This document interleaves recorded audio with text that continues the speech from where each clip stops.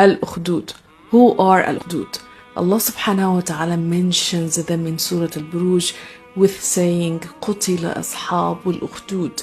The people of the ditches were killed. Al-okhdood means a narrow channel or ditch that is digging into the ground. The story of Ashab al-Okhdood tells us about some people who lived in Najran, which is an area in the south side of Saudi Arabia. And it was said that this story happened before the prophethood of our messenger Muhammad ﷺ with 40 years. The story says that there was a king who had a magician, and he was the only man that the king would need in magic powers. And when that magician became old, he said to the king, "My king, I have become very old and my time is nearly over, so please send me a boy whom I can teach magic." So the king sent to the magician a young boy whom he started receiving all the teachers of the magic. And whenever the boy went to the magician, and on his way to him every day, he used to pass by a monk like a religious person, and he used to listen eagerly to his speech, and he admired him so much. And the boy started to get confused, and he said, "Whom I should believe now? Is it the magician who is using magic, or should I believe the monk who is believing in Allah?" And one day an accident happened, and a huge terrible creature appeared on the main road, and the people were not able to pass by that road because they were scared of that huge creature. And then the boy said, "Today is my chance to figure out who is true. Is it the magician or the monk?" So he took a stone and said, "Ya Allah, if you like the deeds and the actions of the monk more than those of the magician, then kill this creature with this stone." Then he struck the creature with the stone, killing it, and the people were able to pass by the road. Then the boy came to the monk, and he informed him about what happened. And the monk said to the boy, "Oh my son, today you are better than me, and I can see what you have achieved so far." The boy started to use the belief of the monk, and he started to cure people from all diseases. He cured them from blindness, from leprosy, and many other diseases. And one day, the courtier of the king who got blind and who was always close to the king, he heard about the boy, and he went to him, and he brought him a lot of gifts and said, "All these gifts are for you, on the condition that you cure me from blindness." Then the boy said, "I don't cure anybody. It's only Allah who cures people. So if you believe in Allah, just to supplicate to Him, He will cure you." So the courtier started to believe in this, and he supplicated to Allah the same way the boy asked him, and he finally got cured from blindness. Then later the courtier came to the king cured, and he could see. And the king asked him, "Who gave you back your sight?" And the courtier replied, "It's my Lord." The king wondered and said, "Do you mean I did? I'm the Lord." The courtier said, "No, my Lord and your Lord. It's Allah who cured me." Then the king said, "Do you have another Lord beside me?" The courtier said, "Yes, it's my Lord, and my Lord is Allah." And then once he heard this, the king tortured the courtier, and he didn't stop torturing him until he told him about the boy. Then the boy was brought to the king, and he said to him, "Oh boy, has your magic reached to the extent that you cure blindness, leprosy, and all of these diseases?" Then the boy said, "I don't cure anyone.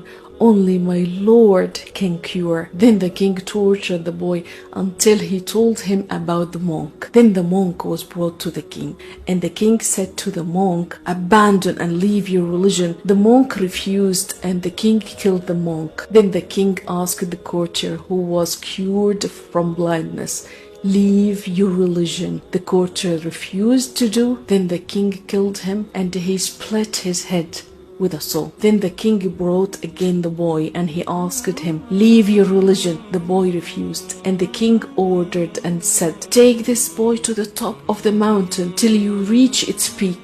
Then see if he doesn't leave his religion, then throw him from the top of the mountain." The men of the king took the boy, and when they ascended to the top, the boy supplicated and said, "Ya Allah, save me from them by any means that you wish."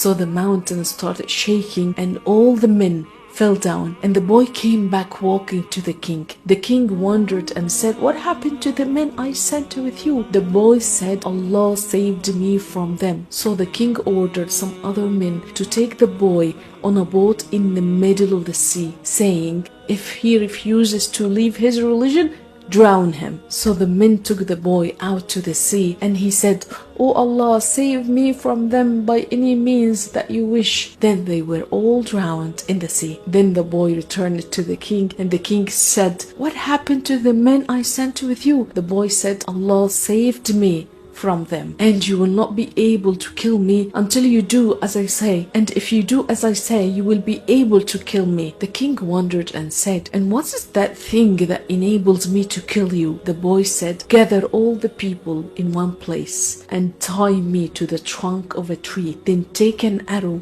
and announce and say, 'In the name of Allah, the Lord of the boy.' If you do this, you will be able to kill me." So the king started doing this, and he gathered all the people in one place, and he held the arrow, shouting and saying, "In the name of Allah, the Lord of the boy." And then the arrow hit the boy, and the boy died. Then the people started shouting and announcing, "We believe in the Lord of the boy." Then some men approached the king and told him, like, the people started to believe in the Lord of the boy because of what they saw and what happened between you and the boy when killing him. So the king got very angry because everybody started to believe in the Lord of the boy, and he ordered his men with digging ditches at the entrance of the roads and to put fire in them. And he gathered all the people of the area, announcing to his men, "Whoever leaves his religion, let him go, and whoever does not, throw him into this fire." The people got very scared, struggling and scuffling outside. Some of them were throwing themselves into the fire, believing in Allah, and others were hesitated. And then a woman with her baby, whom she was breastfeeding, came out, and she was holding her baby, and she was very scared and hesitated of falling into the fire. And then her baby, the baby who couldn't be talking because he was still a newborn, but Allah subhanahu wa ta'ala made him speak and tell his mother, "Be patient, mother, don't worry, you are following the truth." And then the mother and the baby jumped into the fire, and Allah subhanahu wa ta'ala honors them by mentioning them after an oath in Surah Al-Buruj, قُتِلَ أَصْحَابُ الْأُخْدُودِ. The people of the ditches were killed.